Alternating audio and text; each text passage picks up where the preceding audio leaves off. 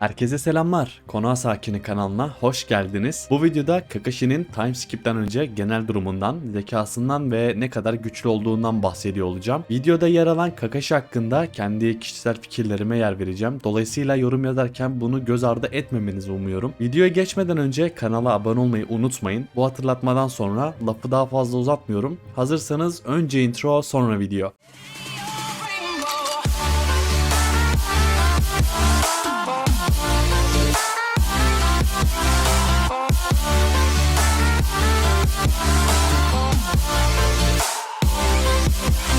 Kakashi'nin güçlerinden bahsetmeden ve ne kadar güçlü olduğuna değinmeden önce çocukluğundan kısa bir şekilde bahsetmek istiyorum. Hatake Kakashi, Konoha'nın beyaz dişi Hatake Sakumo'nun oğludur ve annesinin erken yaşta ölmesinden sonra babasıyla birlikte yaşamaya başlamıştır. Sakumo, Obito'ya göre efsanevi Senninlerden bile güçlü bir shinobiydi ve bu sayede Kakashi babasını örnek alarak hayatını sürdürüyordu. Babasının görev sırasında arkadaşlarını kurtarıp görevi başarısızlıkla sonlandırması sebebiyle kendisine yapılan baskılara dayanamamış ve intihar etmişti. Bu olaydan sonra Kakashi görevin her şeyden önce geldiğini düşünüp buna göre hareket etmeye başladı. Çocukluk yıllarında bir dahi olarak görülen Kakashi 5 yaşında Genin, 7 yaşında Chunin oldu ve 3. Büyük Ninja Savaşı sırasında Jonin rütbesine terfi etti. Savaş sırasında Sharingan'a sahip oldu, daha sonrasında ise Anbu'ya katıldı. Kakashi seride karakter gelişimi bakımından başarılı bulduğum bir karakter. Görevi her şeyin önüne koyan Kakashi, Obito'nun ölümüyle arkadaşlara ve takım çalışmasına değer veren bir karakter haline geldi ve Obito'dan çok şey öğrendi. Sevdiklerini kaybetmek ve Rin'i kendi elleriyle öldürmek Kakashi'yi karakter gelişimi bakımından sevmeme sebep oldu. Veri kitabında Kakashi'nin Konoha'nın en güçlü shinobisi olduğu yazıyor. Sanırım serinin ilk kısmı için buna bir itirazım olmaz. 3. Hokage Hiruzen'i listenin dışında tutacak olursak aklıma gelen karakterlerden daha güçlü Kakashi ve sanırım bu sıfata layık bir karakter. Kakashi'ye rakip olabilecek tek shinobi olarak Gai geliyor aklıma. Bu konuda açıkçası pek kafa yormadım ve Gai dışındaki tüm Jonin'lerden daha güçlü olduğu bir gerçek Kakashi'nin. Obito'dan aldığı Sharingan sayesinde ön planda oluyor gibi görünse de bence Kakashi'nin en büyük özelliği çok fazla savaş tecrübesinin olması ve taktiksel anlamda çok zeki olması. Kendisi içine düştüğü durumları soğukkanlı bir şekilde analiz edip bunlara karşı hızlıca çözümler üretebiliyor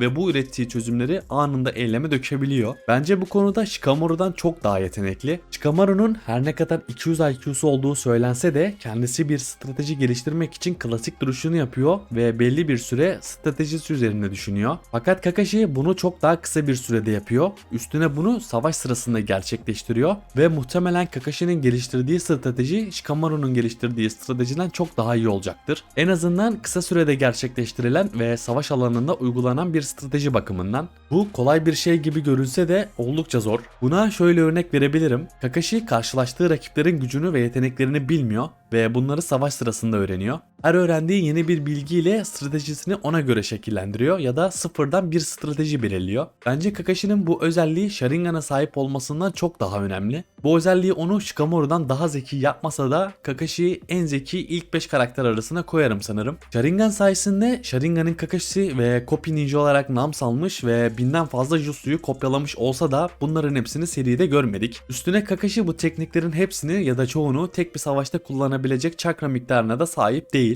Kakashi çok güçlü ve tanınan bir shinobi olsa da en büyük dezavantajı sahip olduğu az çakra miktarı. Shippuden serisinde bu dezavantajın bir nebze üstesinden gelse de serinin ilk kısmı için bu durum geçerli. Sırf bu dezavantaj yüzünden Kakashi Sharingan'ını örtme eğilimi gösteriyor ve savaş sırasında Sharingan'ını çok uzun kullanamıyor. Sharingan Kakashi'ye ün ve yetenek kazandırmış olsa da kendi potansiyelinin biraz önüne geçmiş olabileceğini düşünüyorum. Çünkü Sharingan'a sahip olduktan sonra ona çok fazla bel bağladı. Az önce de söylediğim gibi kendisinin çok az çakrası var ve üstüne Sharingan daha fazla çakra harcamasını sağlıyor ve Dojutsu'ya sahip olma avantajı bir anda dezavantaja dönüşüyor. Savaşta çok fazla Sharingan kullanması sonucunda genellikle günlerce hastanede yatması gerekiyor. Elbette ki EMS ve serinin sonunda Susan uyandırması Kakashi'yi çok farklı bir boyuta taşıyor. Fakat bu videoda time skip öncesindeki Kakashi hakkında konuştuğumu unutmayın. Kakashi'nin en zayıf yönü sahip olduğu olduğu çok az miktardaki çakra olması bir gerçek ama az önce de bahsettiğim savaş tecrübesi ve zekası bence Kakashi'nin bu zayıflığını örtüyor. Sharingan'dan sonra Kakashi'nin kendi geliştirdiği teknik olan Chidori var. Kakashi Rasengan'ın nasıl çalıştığını öğrenmişti ve ona kendi doğa çakrasını eklemeye çalıştı. Her ne kadar bunda başarısız olsa da kendisi bu sayede kendi tekniği olan Chidori'yi icat etmiş oldu. Chidori'yi kullanmanın bir dezavantajı vardı ve Minato Kakashi'ye bu tekniği kullanmaması gerektiğini söylemişti. Bu dezavantaj da Sharingan'la birlikte ortadan kalkınca Kakashi küçük yaşlarda ciddi anlamda güçlü bir shinobi haline geldi. Fakat Chidori'yi düşük çakra rezervleri sayesinde yanlış hatırlamıyorsam serinin ilk partında günde 4 kere kullanabiliyordu. Bunu her ne kadar Shippuden serisinde belirsiz bir sayıya çıkarmış olsa da ilk part için Chidori'yi gün içerisinde birkaç kere kullanabiliyordu. Bunların yanında Kakashi 8 kapıdan ilkini açabiliyordu. Aslında ilk kapının pek bir esprisi yok. İlk kapı açılış kapısıdır. Kullanıcının zihinsel engellerini kaldırmak için ve onlara daha hızlı, net düşünme fırsatı verir. Dolayısıyla bu kapı bir miktar avantaj sağlasa da kayda değer bir fiziksel güç veya hız artışı sağlamaz. Timeskip öncesinde Kakashi'nin güçleri hakkında konuşabileceğimiz iki ark var ve bunlardan birincisi takım 7'nin Zabuza ile karşılaştığı ark, ikincisi ise Kakashi'nin Itachi ile olan karşılaşması. Bunun dışında bize Kakashi'nin güçleri hakkında bilgi veren şeyler Shippuden serisinde, bu sebeple onları bu videoya dahil etmeyeceğim. Fakat muhtemelen bu videodan sonra Kakashi'nin Shippuden serisindeki güçlerine değineceğim bir video hazırlayacağım. Dolayısıyla onlara bir sonraki videoda değineceğim. Şimdi ilk olarak Zabuza arkını ele alacak olursak Sharingan'ı ve Sharingan'ın Kakashi'sini ilk defa gördük. İlk savaşta her ne kadar Zabuza'nın tuzağına düşse de Zabuza'yı alt etmeyi başarıyor Kakashi ve ikinci savaşta ise direkt içinden geçiyor.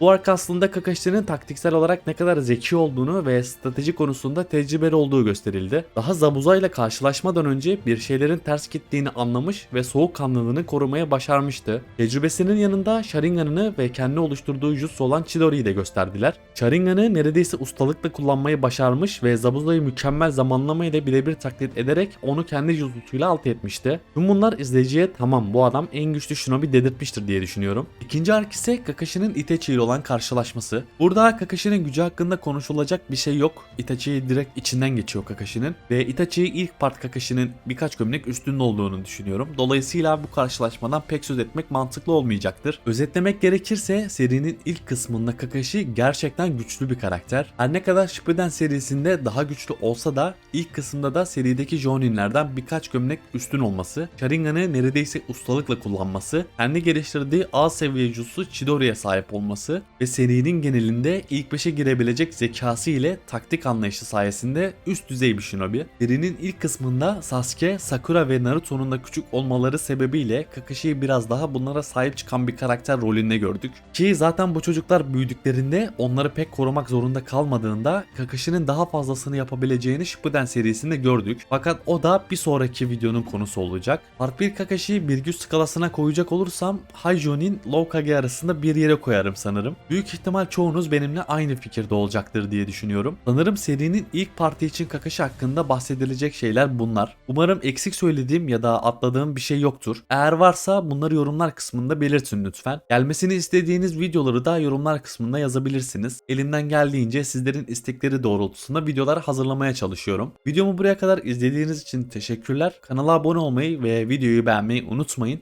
Bir sonraki videoda görüşmek üzere. Hoşça kalın.